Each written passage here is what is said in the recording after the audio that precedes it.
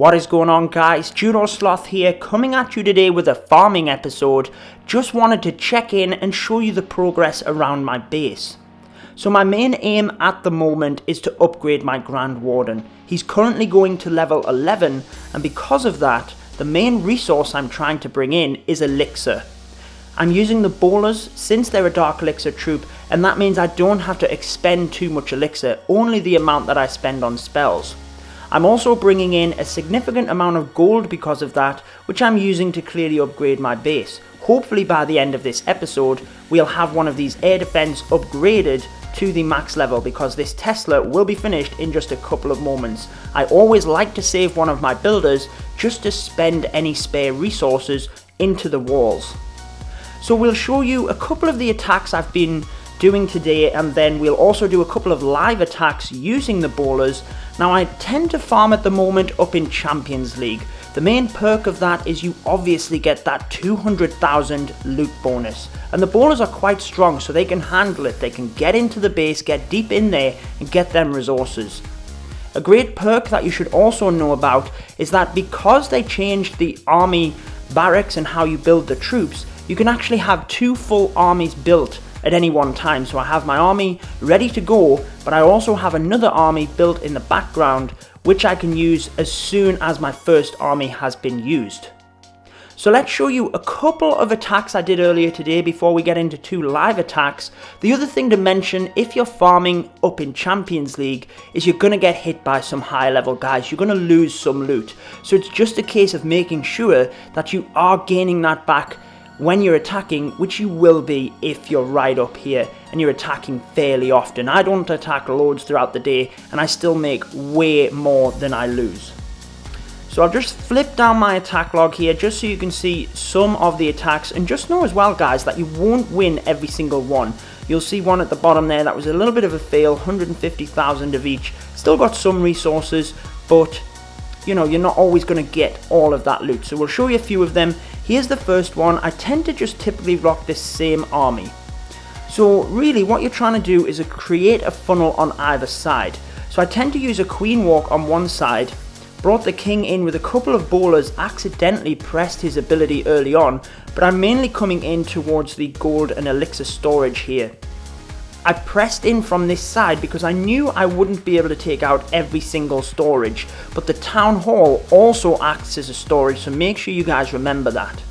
So I have a couple of bowlers and healers on the bottom of the base, and then the queen and healers over to the west as well, and it pushes the main bulk of the bowlers straight through to the middle. You can see because they get locked on the giants, it works out perfectly and they take out that town hall. So I've already got a significant amount of loot, and you have to decide at what point you cut the raid short.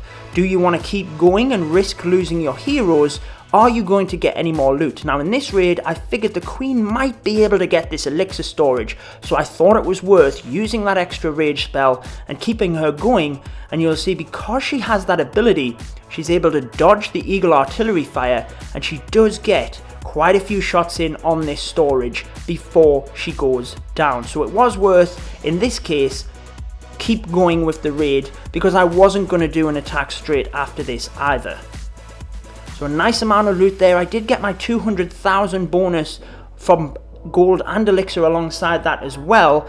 Let's show you this one at the top actually. This is only a 1 star. Now remember, you have to get at least a star to get that bonus. Sometimes it might be worth pushing in even if you know you're not going to get a star and get that bonus. It all depends on the situation. So on this one I made sure to press from the bottom, really because I wanted to hit the eagle artillery first. Again, I knew I could only get half of the resources here really. I wasn't going to be able to split my army up and get it all. Sometimes you can. I'll show you an example of that later on as well. So the bowlers are coming into the middle. I felt it was worth using the rage spell there to try and get that town hall, which they did, but they also get quite a lot of dark elixir there as well, which is, if you can get it, always worth trying to get, obviously, because it helps you to maintain your army, and if you can build some of that up as a resource as well, then clearly you want to do that. Queen is still going around the side here, but in this instance there's not really any chance of her getting in and getting to that elixir, so I decide to cut the raid short.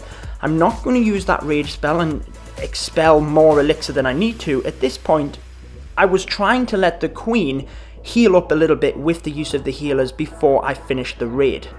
So another very nice amount of loot. Let's maybe show you two more of these before we go into the live attack. Let's show you this one against Sapuel, I guess his name is. So this one, obviously a bit of a lower end base. Now, that's perfect. If you can come across bases that are lower, absolutely, you want to hit them because you've got a much better chance of taking all the loot. It all depends what's on display. On this one, 500,000 gold plus my 200,000 loot bonus, which I was clearly going to get against this level of base, 700,000 gold. Clearly worth hitting it.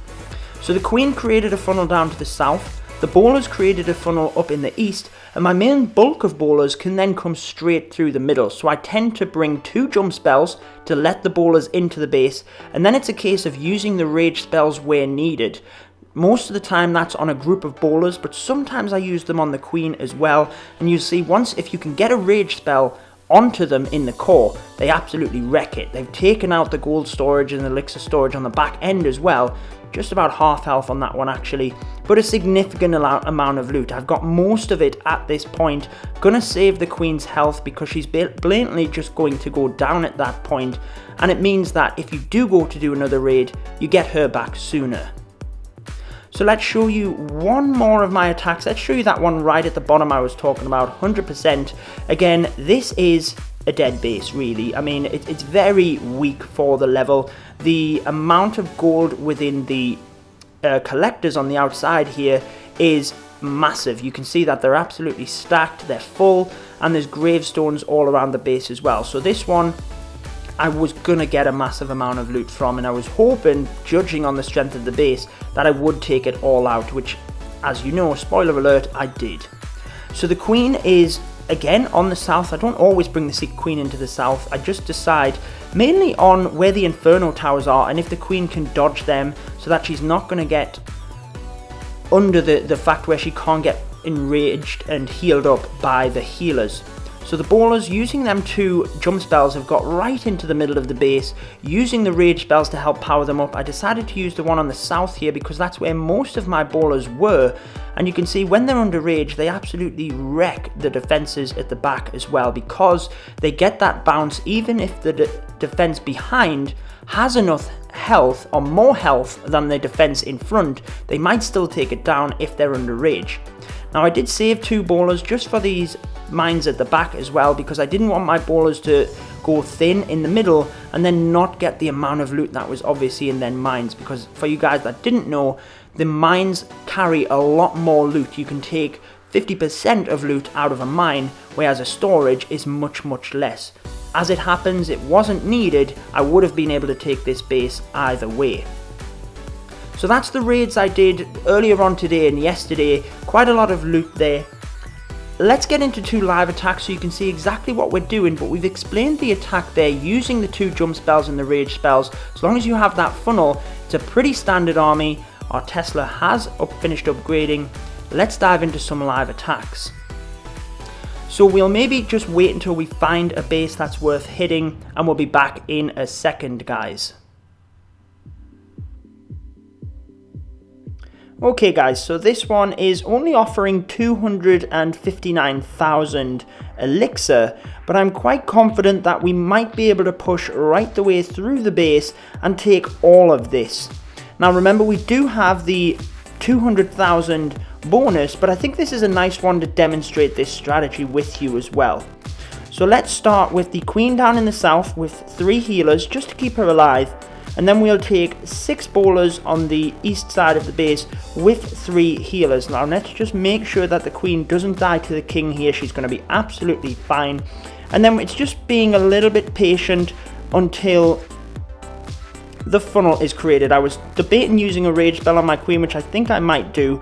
Having to press the ability there as well to take some stuff down. And then let's start bringing the bowlers through the middle. So I've got the king in first. The funnel is created. All of the bowlers can come right through the middle and they'll lock in towards the town hall compartment there.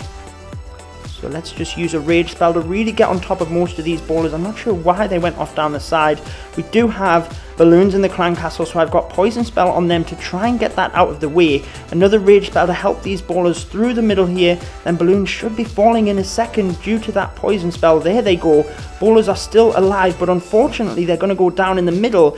Not sure whether we will actually get both of these elixir storages. We'll just have to wait. So this is where the healers come in beautiful. You can see the bowlers moving around the top end of the base have still got the healers on them, and the queen coming around the side. Now I would have liked to have got that infernal tower down just so that the queen wouldn't get locked onto. Now there's the first elixir storage the queen is taking down. We've already used her ability.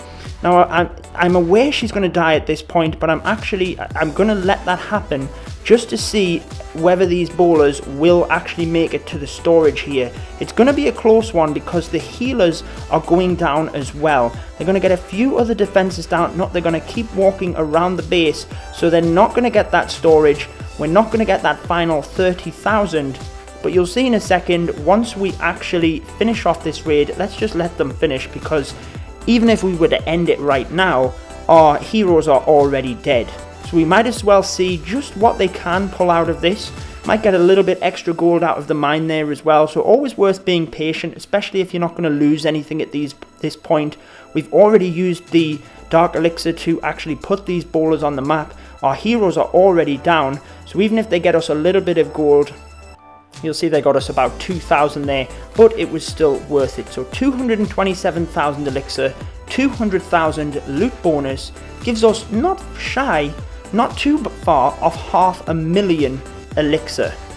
So not too bad. Let's go straight into another battle, but this time we don't have the heroes. So it would be up to you guys whether you wanted to wait until you had your heroes, or you just dove straight back into it with this army. What you do want to do is start cooking up the army in the background. So I tend to put the bowlers in first, just in case I need to donate any. Then 6 healers, and we'll finish it right off with a few other bowlers. Then 3 rage spells and 2 jump spells. Let's just dive straight back into this for demonstration purposes. See whether we can at least get that 200,000 gold to get the air defense upgrading, as we mentioned at the start of the episode. Now it might be that we search for a base that doesn't even... Let's have a look at this one. You can see the mines here has all of the gold on the outside.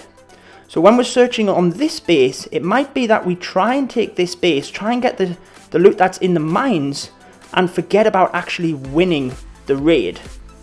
Now, it all depends on what you like for trophies, but let's put a couple of bowlers on each gold mine. Gold is what we want. Put some healers at the top there as well, just for argument's sake. A couple of bowlers here, a couple here. Now I'm aware that there is some elixir, and I do mainly want the elixir, but at this point I want enough for that air defense upgrade, and then I'm just going to quit the match.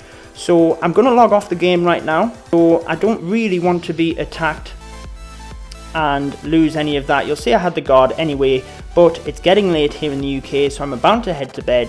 We just get enough to get that air defense upgrade. There it goes. I hope that helps some of you guys anyway, just to see how I'm farming at the moment with the bowlers. Very standard stuff. I'm sure you've seen that all before, but it works really well.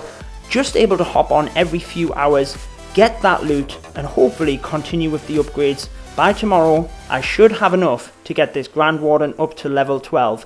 Make sure to drop me any comments down below if you do like this style of episode where we just hang out a little bit and show you my base, show you what's going on, and we'll maybe start doing this a little bit more regular, because it has literally been months since we've showed you my base and showed you exactly what I do. So that's going to end it for this episode. I've been your host, Judo Sloth. Make sure to subscribe for more Clash of Clans, and until next time, peace out, guys.